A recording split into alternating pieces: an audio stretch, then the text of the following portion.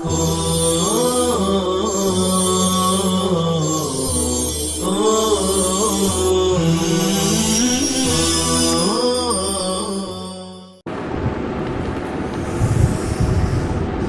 الله الرحمن الرحيم. حديث المبهم صفحة 66. ويقصد بالمبهم من لم يسمى في السند من الرواة، ومثاله ما أخرجه أبو داود في السنن من طريق الحجاج بن فرافصة عن رجل عن أبي سلمة عن أبي هريرة قال قال رسول الله صلى الله عليه وسلم المؤمن غر كريم والفاجر خب لئيم.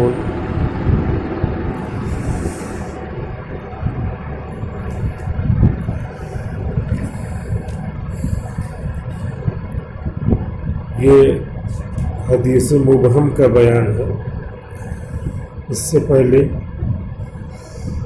الکلام علی الجہالہ کا باب تھا، جس میں جہالت کی دو قسمیں بیان کی گئی تھی، جہالت العین، جہالت الحال. اس کے بعد یہ بتایا گیا تھا کہ مجہول کی حدیث، هل يحتج بحدیث المجہول، کیا مجہول کی حدیث سے دلیل دی جائے گی؟ تو مجہول کی دو قسمیں ہیں، مجہول العین، مجہول الحال. تو عمومی جواب یہ ہے کہ مجہول کی حدیث سے دلیل نہیں دی جائے گی، لیکن اس کے آگے وضاحت یہ ہے کہ مجہول العین کی حدیث کی اگر تائید بھی آ جائے فلا تفیدہ المتابعۃ، تو اس کی تائید اور متابعت بھی فائدہ نہیں دے گی، اس لیے کہ مجہول العین ضعفہ شدید، تو اس کی حدیث سے کبھی دلیل نہیں دی جائے گی. لیکن مجہول الحال جو ہے اس کا ضعف محتمل ہے، ضعف کیا ہے؟ قابل برداشت ہے.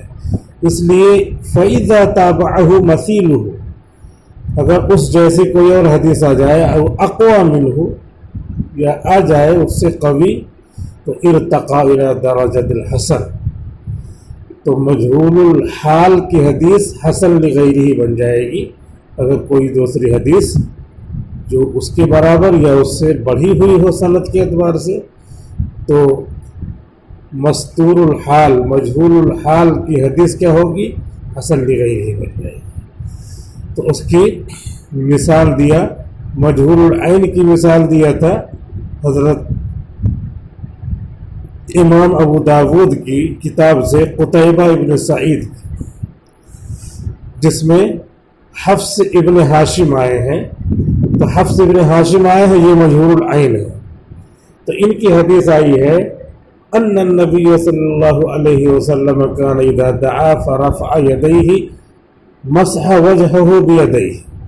تو یہ متن نہیں قبول کیا جائے گا کیونکہ اس کا راوی مجہول العین ہے، اس کی سند میں مجہول العین آئے.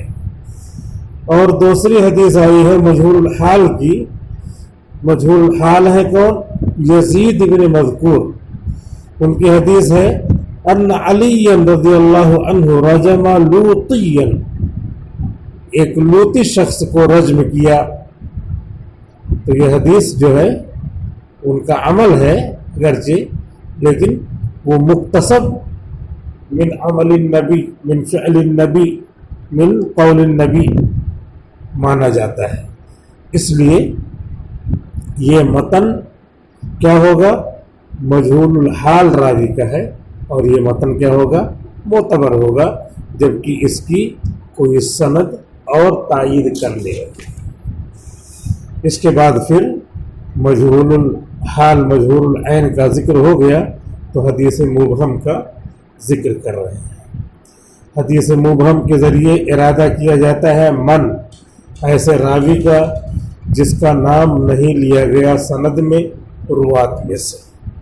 اور اس کی مثال وہ حدیث ہے جو ابو داود نے نقل کیا ہے سنن میں اس سند سے، حجاج ابن فرافصہ نقل کرتے ہیں عن رجل، ایک آدمی سے، یہ ہو گیا مبہم، عن رجل، لہذا مبہم راوی کی حدیث بھی کیا کہلائے گی؟ حدیث المبہم، اسی کو بتایا۔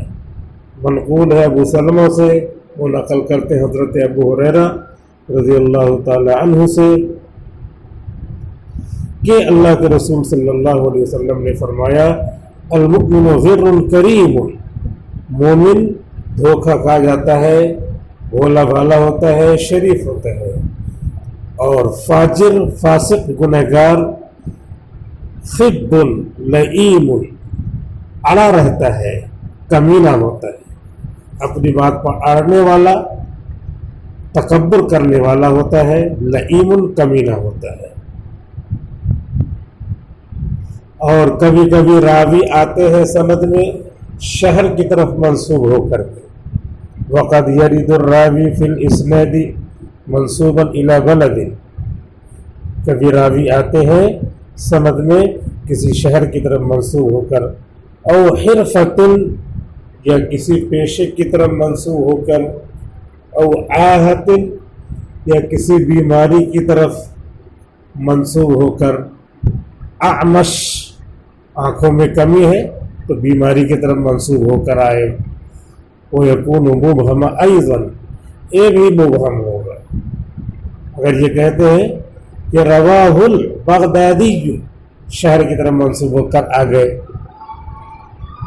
شہر کی طرف منسوب ہو کر، رواہ البزار، جو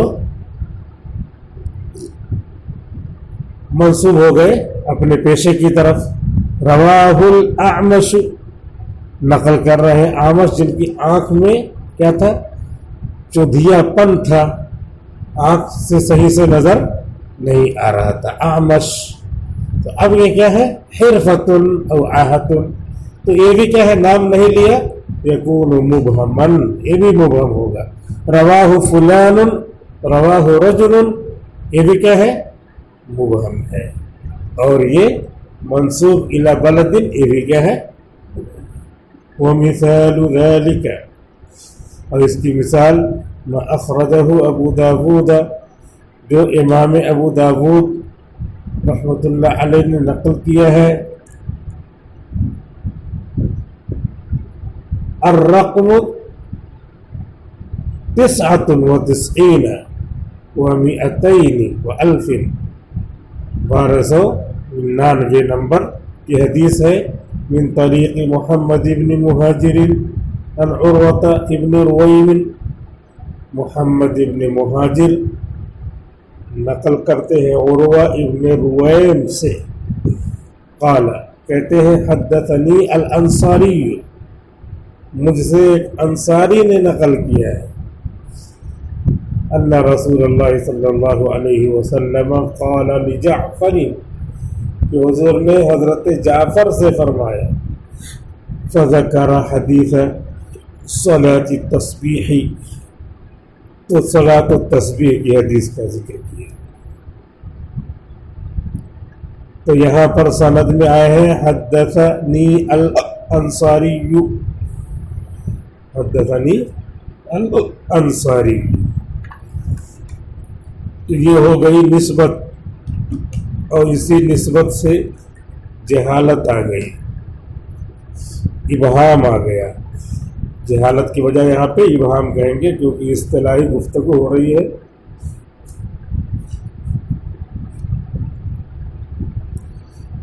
حدثنی الانصاری، اسی نسبت سے ابہام آ گیا۔ تو صلاۃ التسبیح کی حدیث کو جو ذکر کیا ہے وہ ہو جائے گی حدیث مبہم۔ حکم حدیث المبہمی، خلاصہ کیا نکلا؟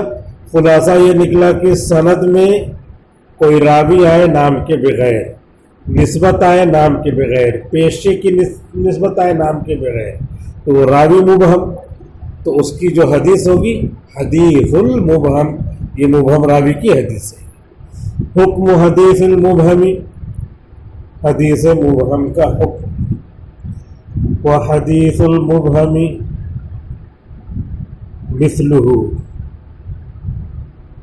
مثل حدیث مجہول العین. اور حدیث مبہم کی مثال مجہول العین کی حدیث کی طرح ہے کہ مثال ہے. فإنه لم تعرف عینه ولا حاله. کیونکہ نہیں معلوم. فإنه لم تعرف عینه ولا حاله. کیونکہ نہیں معلوم راوی کی ذات اور نہ راوی کا حال. مبہم رجل ایک آدمی نہیں تو ذات کون سی ہے؟ سر سے پیر تک زید کو کہتے ہیں ذات.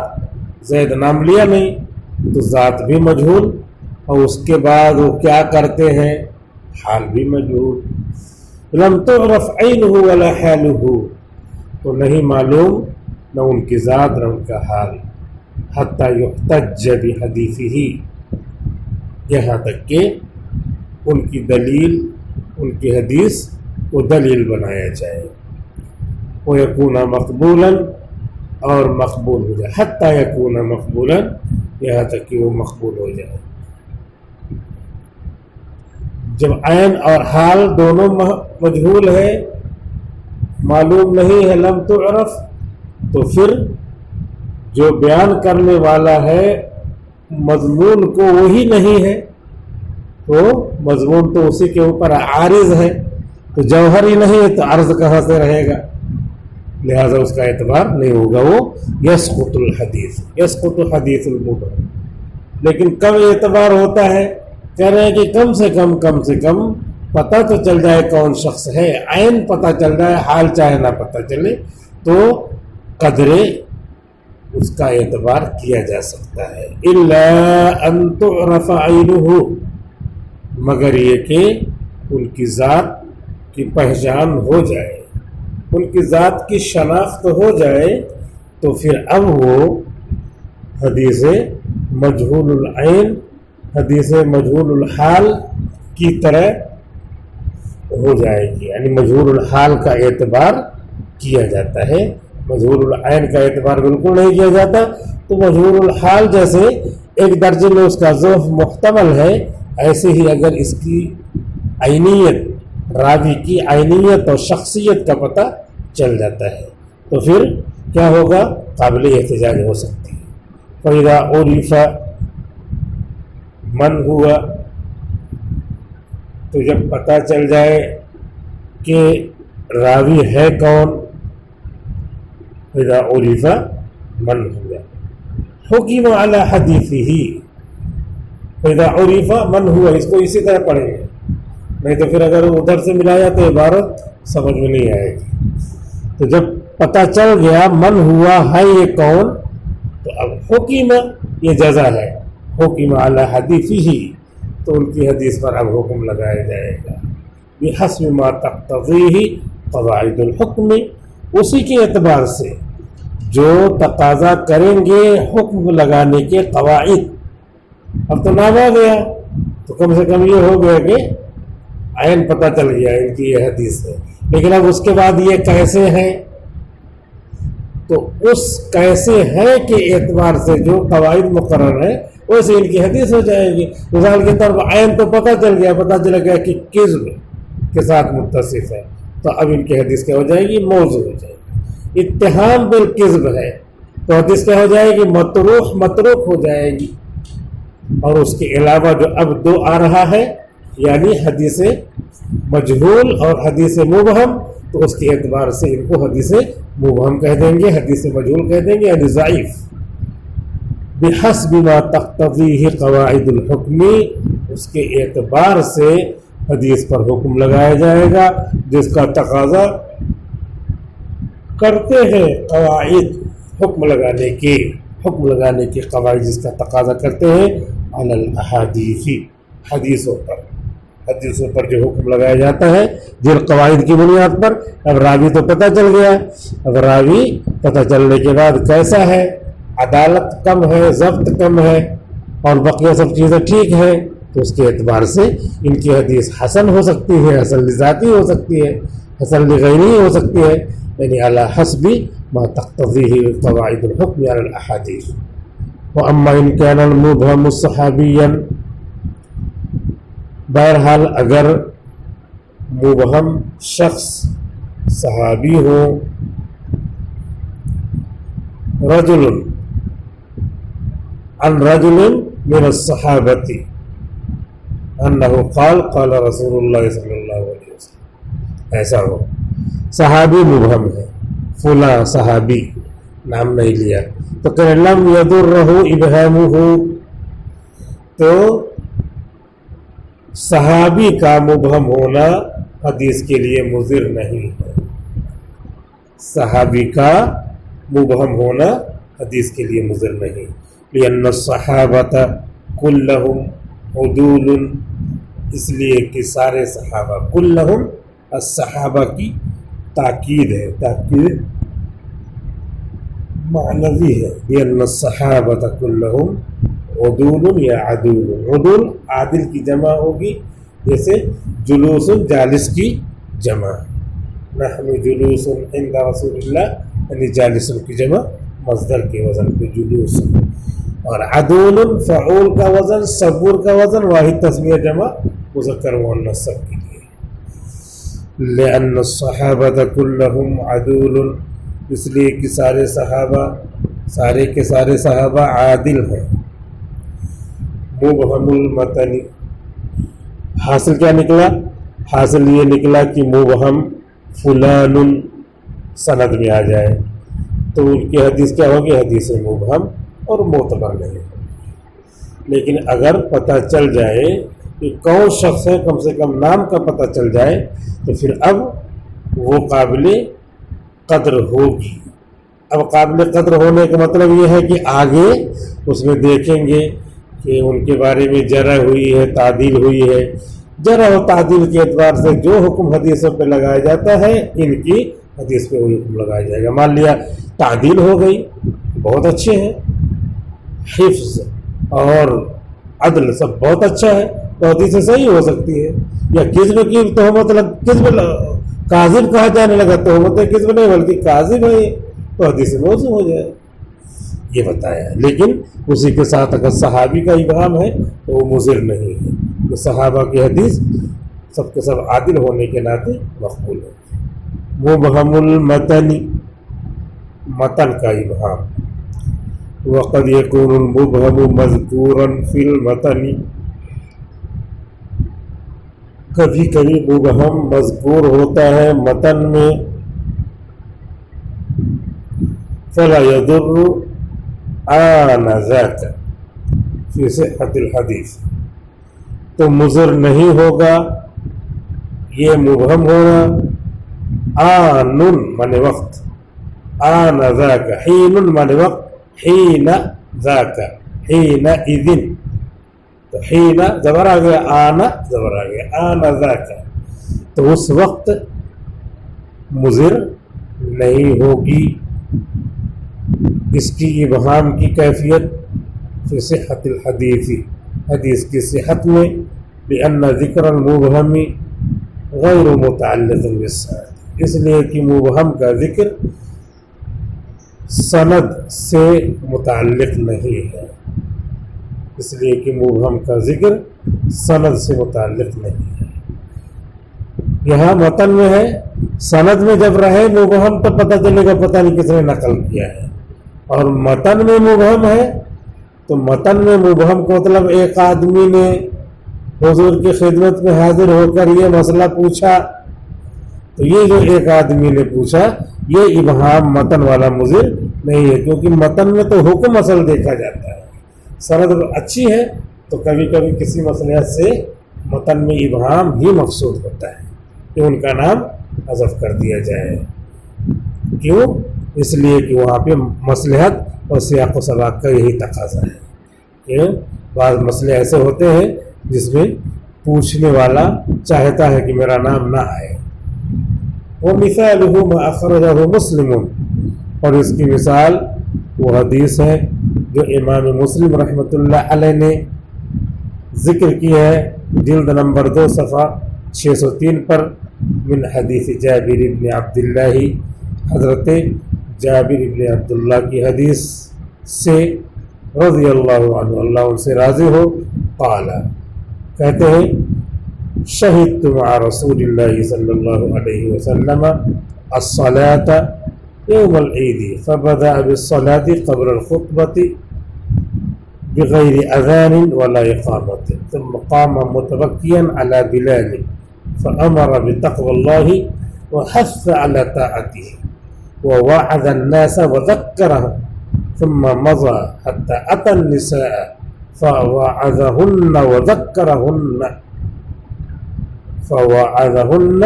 وذكرهن قال تصدقن فإن أكثركم خطب جهنم فقامت امرأة، یہ آ گیا امرأة، یہ حدیث میں ابہام ہے۔